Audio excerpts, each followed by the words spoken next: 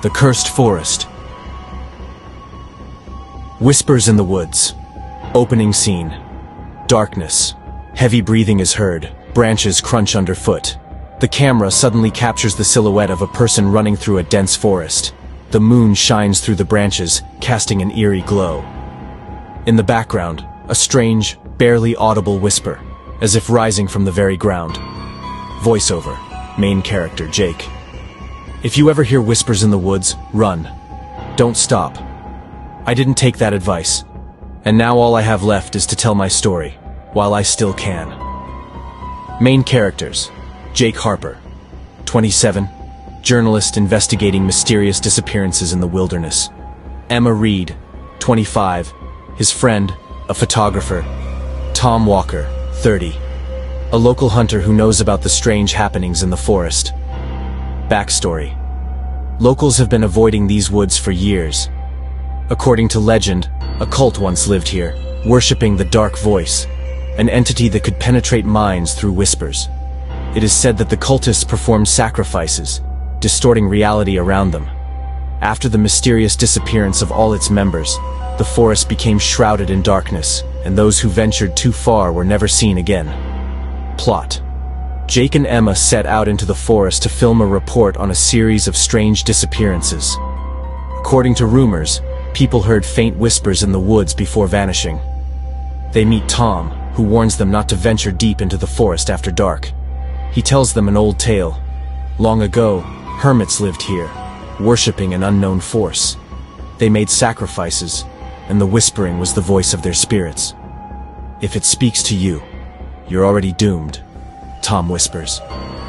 Jake and Emma, of course, don't believe him and press on. Their camera picks up strange sounds. Knocking, like something hitting a tree, footsteps, and distorted voices that sound eerily like their own.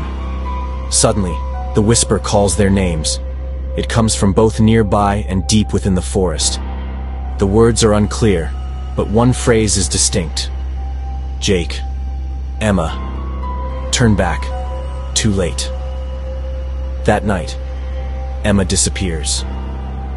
Jake finds her camera, but the recordings are distorted. Her voice warps into something inhuman.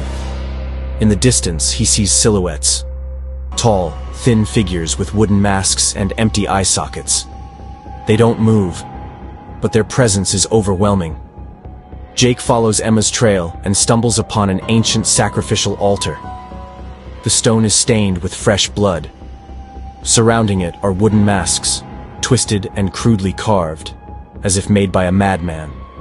Suddenly footsteps echo behind him. The whisper grows into a chorus, resonating from the darkness itself. A branch snaps behind him. Jake whirls around, but there's no one. Or almost no one. The forest seems to be shifting, the branches reaching out for him, the whispers filling the space around him. Suddenly, one of the trees splits open like a doorway, revealing a sinister passage. In the depths, Emma. She stands, head bowed. Slowly she lifts her face. Her eyes are empty. Her mouth opens, and the whisper now flows from her lips. Now, you are one of us. Rising action. Jake starts running, but the forest grows denser. Branches scrape at him as if trying to hold him back. He hears footsteps behind him, but when he turns, nothing. Or almost nothing.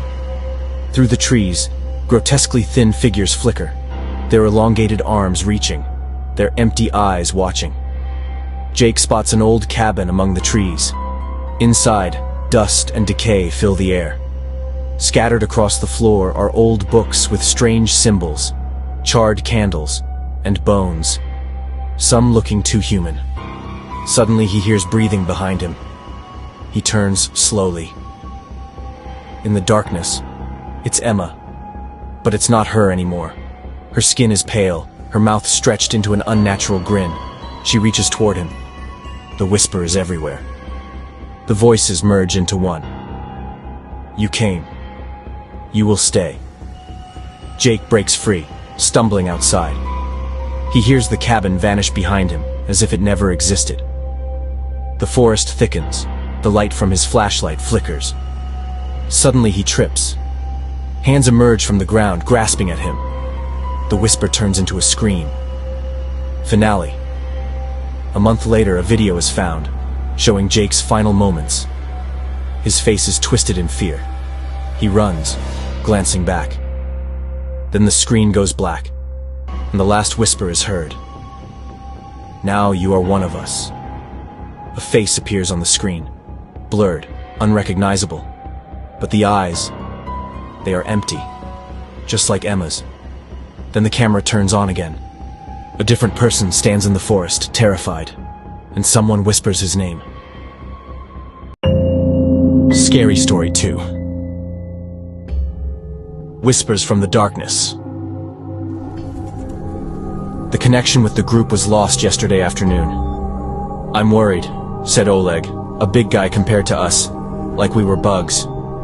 He dedicated half his life to pulling people out of the most difficult situations, sometimes even risking his life. "How can there be no signal in such a wilderness?" shouted Volodya, my colleague and the pilot of our only helicopter. Oleg looked at him dismissively and continued his report. They were last seen in the village of Moljina, and it was assumed that they were headed in another direction. "Where do those assumptions come from?" suddenly chimed in Jake, another big guy, a bit smaller than Oleg. "We have intel," the boss replied. "But here comes John." He smiled. "You can maneuver that helicopter between the trees, can't you? Just keep smiling. Everything will be fine. Drop off the people and fly back. The next group will be waiting for you." "I'm getting ready now," he said, laughing and heading into the office. Meanwhile, we started looking at the photos. "Why did you all come here? Asking about tourists. You don't know." "Smoke?" Alex asked. I just shrugged. We took the photos for orientation and headed to prepare at the helicopter, the rotor blades of which were already slowly spinning. "Well, come on, jump in." The next thing I remember is the roar and strong shaking, so intense that it felt like I was going to be torn apart. Then, there was a strong pain and silence. I came to when the night darkness surrounded me. Opening my eyes, I stopped. All around were the wreckage of the helicopter. Judging by the debris and my location, I was about 20 meters from the crash site. I had been thrown clear, and maybe that's why I survived, although that wasn't entirely true. Everything in my body hurt terribly, as if I had been kicked for hours. At least nothing was torn off, I thought, staring at the overcast night sky. I still didn't realize that I needed to get away from the wreckage. I thought, something just stopped, didn't you hear? Either I was hallucinating or I heard footsteps somewhere to my right. Maybe some kind of beast? The ground was covered in fallen leaves. You can hear that characteristic sound from dozens of meters away, even in the night silence. But after walking a bit further, I heard steps. I stopped. What was that? I also heard it, Alex whispered. I nodded. I felt like we were prey. A predator was quietly sneaking up outside. Unfortunately, I wasn't mistaken, because we walked a few dozen meters further. My attention was drawn to the one who was breaking the night silence with rustling steps. I shouted and tried to run. "Our helicopter was shot down," I mumbled, as I tried to get to my feet and approached Alex, who was lying about 10 meters away from me. "Alex, are you alive?" He mumbled something indistinctly. The alive guy involuntarily smiled. I thought I would try to get him out of this situation. I approached him and looked up. We returned to the crash site of the helicopter. Some parts of it were still smoldering and smoking. Alex came back to me. I figured out from the smell that all of this was happening. He muttered, "Come on, get up!" I helped him stand, and we froze in place. "If only we could see this," he crossed himself. "Come on, get up!" I helped him to his feet and we looked around. All it took for the helicopter was for me to pull out a flashlight, and we both froze at the scene. We saw it. Oh my God. Scary Story 3: Creatures in the Forest. Prologue. In this forest, you must not make noise.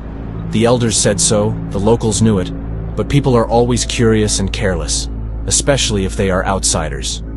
Part 1. The Beginning of the Nightmare.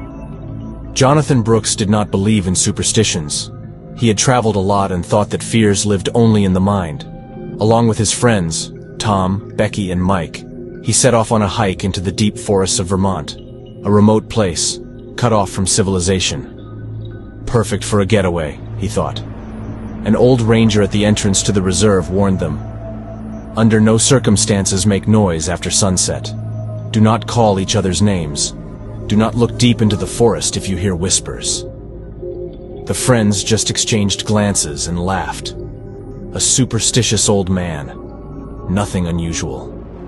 They set up camp by a small lake and started having fun. Part 2. The first fear. When the sun disappeared behind the trees, a dead silence fell over the forest. Even the crickets went quiet. The air became sticky and suffocating. Tom went to gather firewood and suddenly froze. In the distance, between the trunks, something stood. A tall figure, with unnaturally long arms and a blank face. It did not move, but Tom felt its gaze on him. He turned sharply and ran back to the camp. "There's someone," he stammered. Becky laughed. "Scared of a moose? Relax." But when they heard a muffled laugh from deep in the forest, the fun vanished.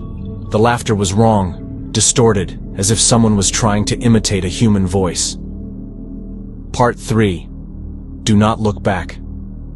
That night, Becky woke up to a strange sound. It was as if someone was calling her name. "Becky, Becky," Mike's voice. She got up, yawned, and headed toward the tent exit. "Mike?" she whispered. But Mike was sleeping peacefully in his sleeping bag. The voice came again from outside. "Becky, come here." She peeked out and froze. A figure stood a few steps away. Its face was blurred, but its lips stretched into a terrifying grin. It whispered her name over and over. Becky clapped a hand over her mouth to keep from screaming and rushed back into the tent. She did not sleep until morning. Part 4. They are getting closer. In the morning, the friends decided to leave. But as soon as they started packing, a shadow flashed between the trees. Then another, and another. The forest was alive. They were no longer safe. "We need to get out of here," Mike muttered. But when they followed the trail leading out, it was gone. It no longer existed. Around them, only dense thickets. "How is this possible?" Tom groaned. A muffled laugh came from the forest. Then, whispers. "They are calling us," Becky whispered, staring blankly into the woods. Part 5. No escape. Dusk fell over the forest once again. Now they knew. They were not welcome here. They had been lured. Tom tried to turn on his flashlight, but it didn't work. Neither did their phones. Darkness thickened around them, and then they saw them. The creatures emerged from the forest, slow and predatory. Their faces were twisted into grotesque expressions. Their eyes burned with emptiness. The first creature stepped closer, making a sound like scraping glass. "We must not move," Jonathan whispered. But Becky couldn't take it and ran. The creatures lunged after her, the forest filled with blood-curdling screams. Part 6. The disappearance. Jonathan, Tom, and Mike ran in different directions. They could hear Becky screaming somewhere in the darkness. But then her voice was cut off. The forest was silent again. Mike tripped and fell. At that moment, he felt something warm drip onto his cheek. He looked up and saw something tall leaning over him. It whispered his name and smiled. Jonathan and Tom didn't look back. They ran until they couldn't anymore. Their hearts pounded wildly. Their lungs burned from lack of air. But the forest did not let them go. They heard a sound. Soft, almost tender. "Tom. Jonathan." It was Becky's and Mike's voices. But they knew. It wasn't them. Epilogue. When rescuers found the camp 3 days later, the tents were torn apart, and the friends' belongings were scattered around. There were no signs of blood, and no sign of the travelers. Only deep in the forest, among the old trees, the wind whispered softly. "Becky. Becky. Mike. Mike. Jonathan. Tom." And at that moment, someone behind the trees slowly turned their head toward the rescuers and smiled.